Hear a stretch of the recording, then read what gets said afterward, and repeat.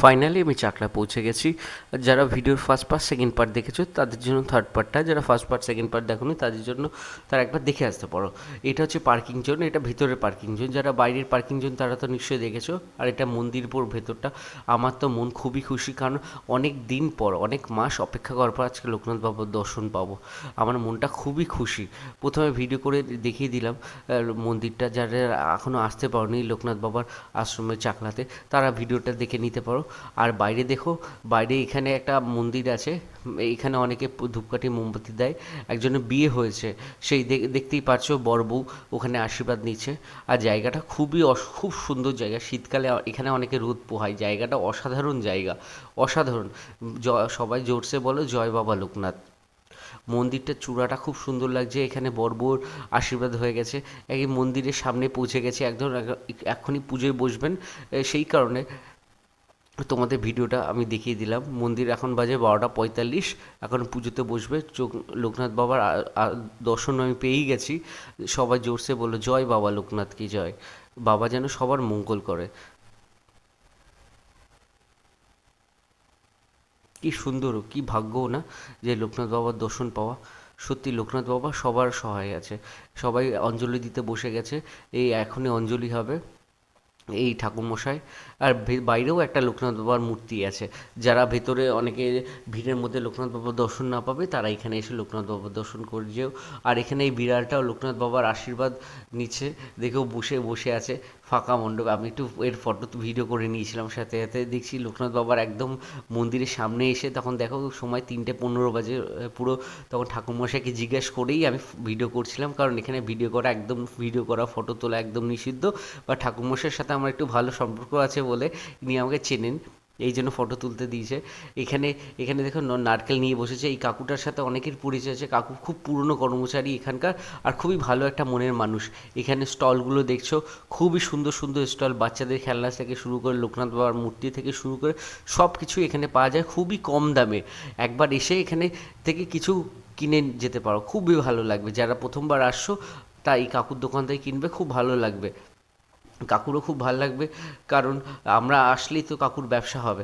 বা কৃষ্ণ ঠাকুর মূর্তিটা খুব সুন্দর লাগছে। দেখো শিবের মূর্তি, লোকনাথ বাবার মূর্তি, সব মিলিয়ে মিশিয়ে মানে অসাধারণ। জাস্ট আমি ভিডিও করছি এখানে, আপনাকে কি বলবো, আপনারা একবার গিয়ে ভিজিট করতে পারেন, একবার গিয়ে মন্দিরে দর্শন করতে পারেন।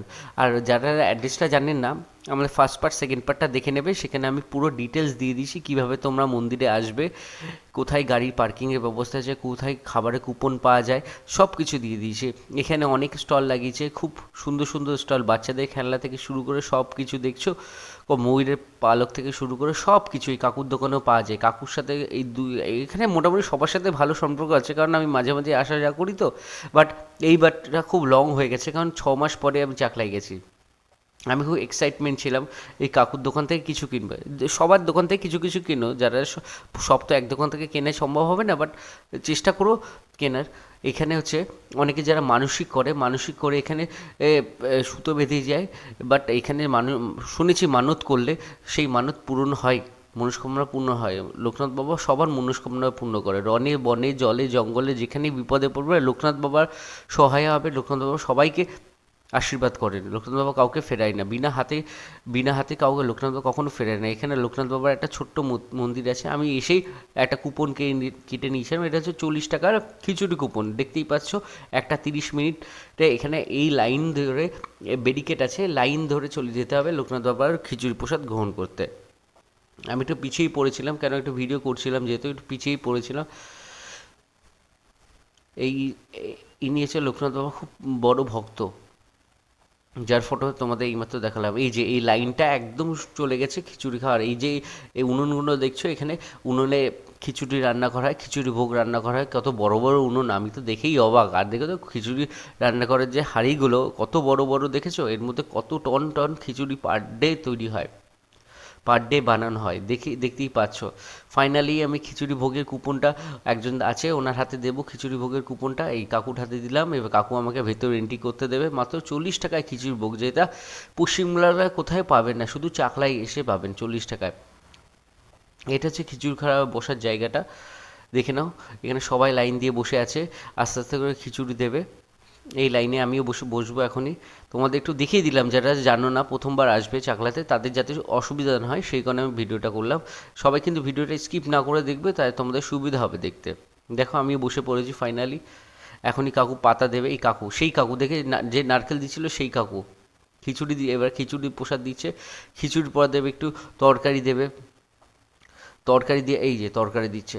উফ, মানে অপূর্ব সুন্দর, মনে হচ্ছে আমি উফ, সাথে পায়েস, সত্যি অসাধারণ মানে টেস্ট।